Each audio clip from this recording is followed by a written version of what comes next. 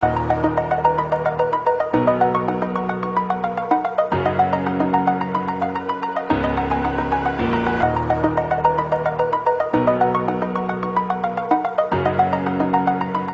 Segun Arinze, it's our pleasure to welcome to Daylight TV. Thank you very much in this rainy day.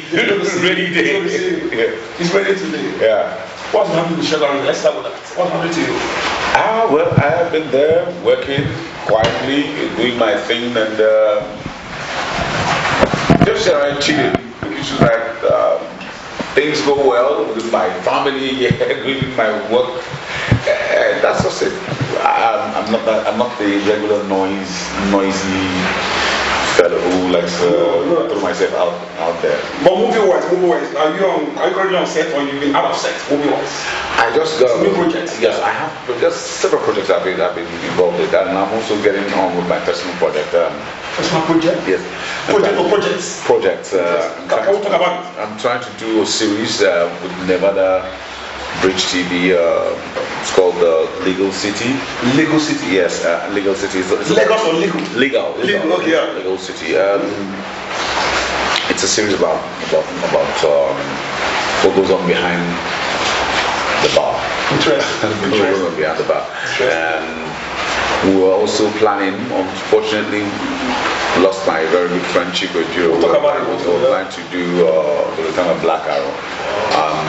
Right now it's on hold. We'll have to go back to the drawing board and see what we can do with it, and all that will be in his memory.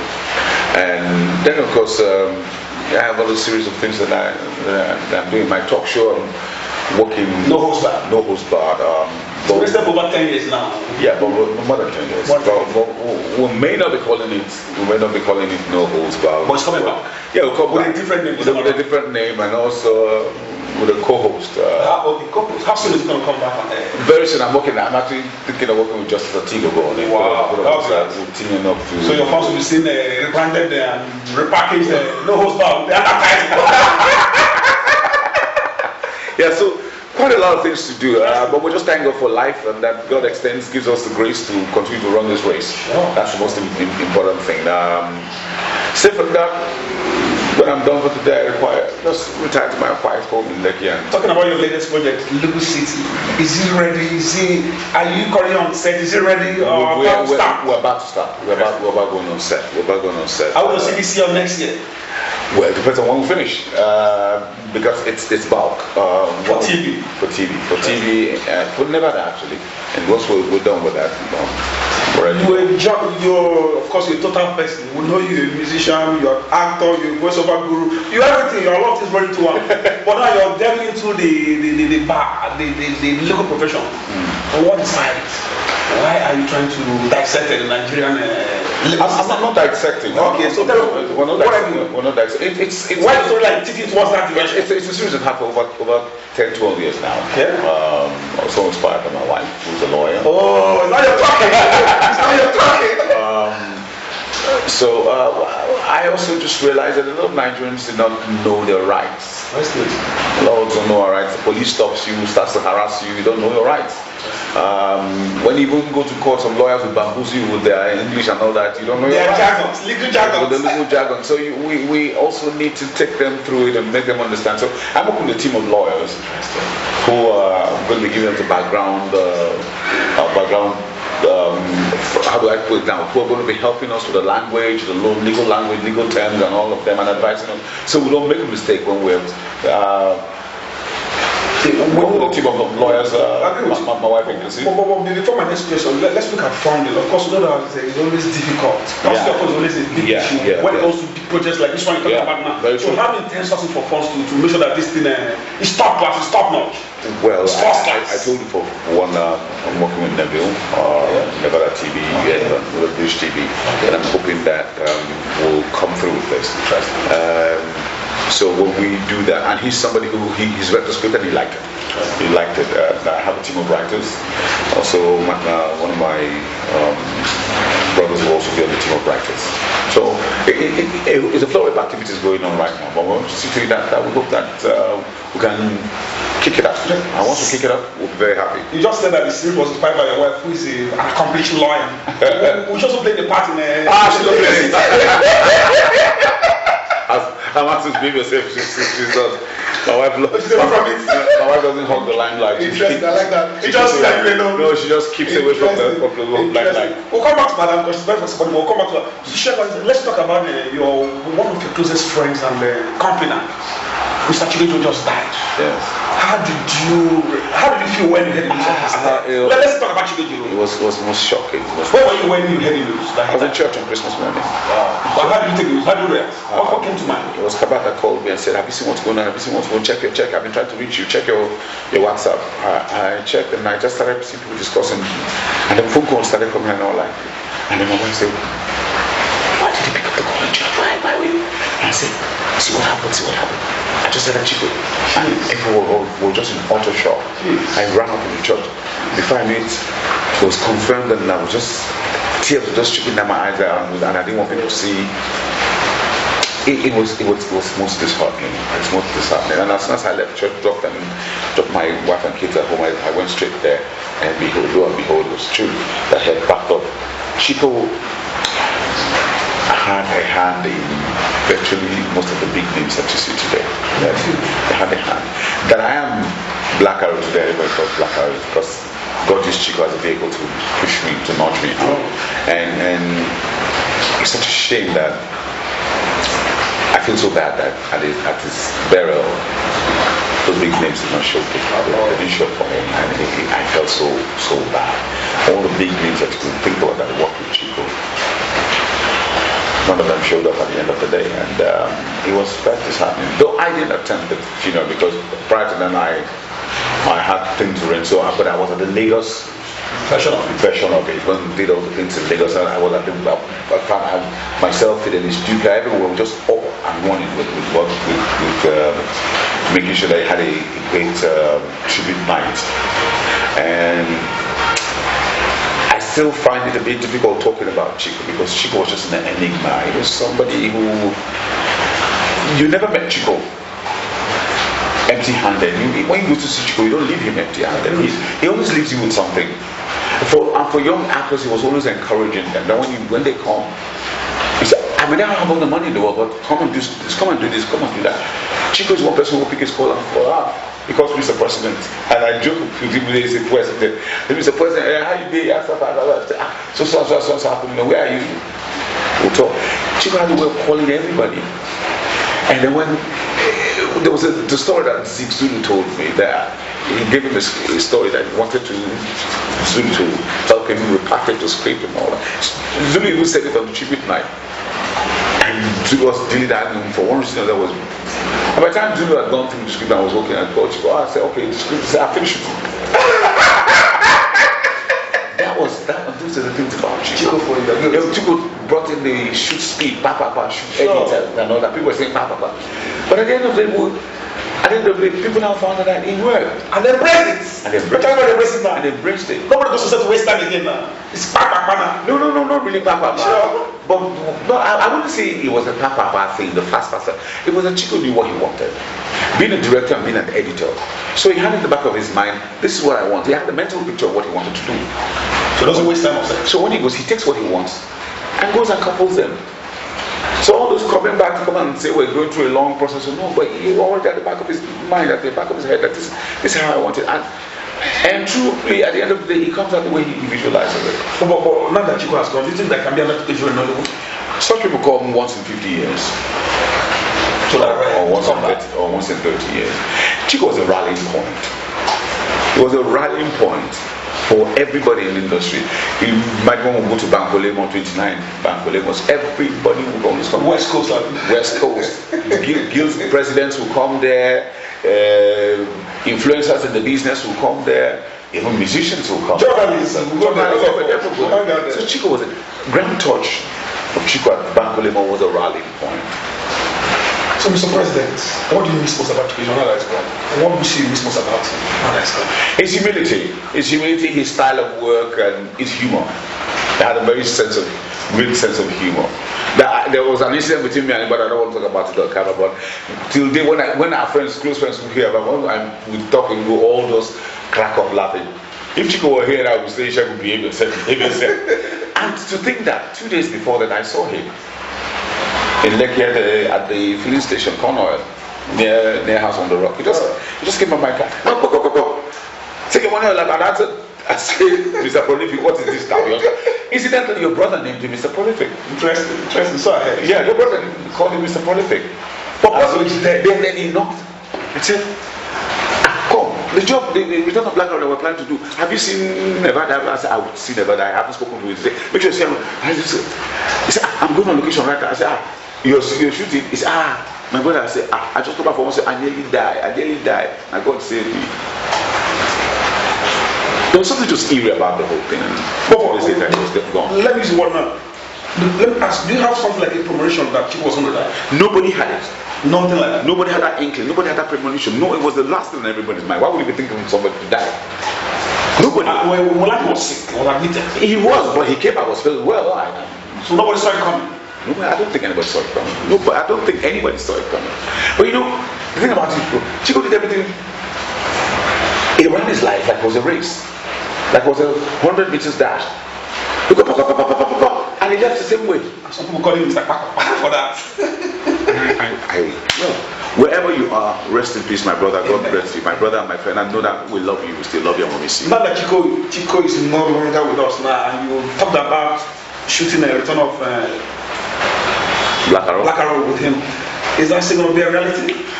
I wouldn't know yet. I would let me not say things that I don't know, but we're going to have to do a lot of consultations. We're going to talk to members of the family and all that. It's not a decision that I'll just jump up and down. So they say it may or it may not work. That's what I'm saying to us now. Well, for now, let's put it this way. Let's be in the middle. So, President, let's leave that one and move to some other important issues. You were former president of AGN, President of Nigeria, national president extended. Do you still get involved with the politics of AGN as you speak of? I try as much as possible not to get involved with the politics of agents, but what they do is they consult me. When there are issues, they call me, and I'm sure I'm not the only one. I'm sure AG Kassim is also being consulted, and any other person who was at the helm of affairs at the point in time. So, as a former president, are you happy with the current state of AGN? Well, I think they're doing their best, if you ask me honest. Quite frankly, I think Emeka Rollins is doing his best, but I want him to do more. It was my secretary. In what areas? Well, the things I'm seeing him do right now, membership drive is paramount, and the health care and the process of identification, that's brilliant on his side. That's brilliant. We talk from time to time. Funnily enough, we talk. He calls me and we talk. We can talk for an hour or two and all that. And he runs some things by me sometimes. I will give my advice. But at the end of the bulk substances at his desk. He's the president. He takes the decisions. But some persons are also not good the way they go about. Some people have come with a corporate begging, name of cost visits. People are complaining that excuse me, please, you forget all that. Amatus, let's forget. Under the guise of. I'm coming, Amatus. Let's hold on. Cost visits. Wait, let's forget that. Let's not even go there. See, let me tell you. Okay, tell us. Every administration has its own problems and its own setbacks. Even the present administration of this country, a lot of people are still not happy with it. So government is continual. Most of those people who are saying it are probably not benefiting from. They are saying maybe they go to ask him something and it didn't work for them, so they go behind and start lashing him. But you as a person, do you like the way they embark on courtesy visits? There is nothing. I don't. It's not corporate begging. I don't see anything wrong with courtesy visits and opening up partnership or opening up doors to do other things. I don't see anything wrong in that. It's not. During my time, I did it. I paid a lot of courtesy visits. Not on this large scale or larger scale. No. I would not agree with you on that. It's not on a large scale. Listen, as many as you can get. As many as people you can get into partnership. Do you know the reason why he raises courtesy calls? Some of them are the ones who will say, come, let's talk. So I'm saying that it's most of those people who did not benefit from it. It happened to me as president. When they don't see, they say nothing, they begin to curse you, they abuse you. So leave the human beings alone. When they get tired, they'll shut up. So the next president will come, they'll do the same thing. So let's say Emeka is on the right course. As far as I'm concerned, Emeka is on the right course. President, let's talk about your politics. And almost 50 years ago, you talked about running for House of Reps, so I don't understand. And the years have come by, you still in the industry, you've not transited to partisan politics at national level. Because what is causing this delay? Because listen, you don't just jump up and jump into prayer. Okay. the waters of Nigeria's present day politics is very murky. And I'm not ready to delve into murky waters. I know they will say now or never, but I'll look at it at a certain time when God give me life. God give me the grace to live longer. Amen. And so are you and every other person.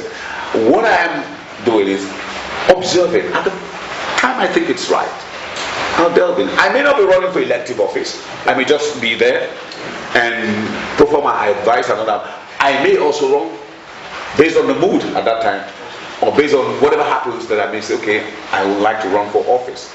But for now, the terrain is murky, it's dirty, it's treacherous, it's not the way politics is played, it's inhumane, and I don't want to talk about Nigerian politics for now. So, okay, but I'm not talking about it deeply, but I say that it doesn't get better, you can never try it. I'm not saying if it doesn't get better. Of course, the only say in life, there are two things. Either you go up or you go down. Sure. And when you go down, you can't go deeper than that. The forces are, you still come up again. Okay. But you may not come up with that same kind of force. You now start rising that way because you must have learned lessons from. So you start rising from the debris, from the ashes, the debris of what you have been created. You start rising. That even looking, let me tell you something, to get an example. That when you see a heap of dung, let's take the one at Ojota for instance. At a point in time, do you know fire just starts burning? Because it's trash, everything is trash, then the fire starts burning. Do you know why it's burning? Because it's combustible. And so the trash needs air to grow. So that's why it catches that flame and it starts to come out. And in between that, after it goes up, you begin to see green leaves begin to sprout.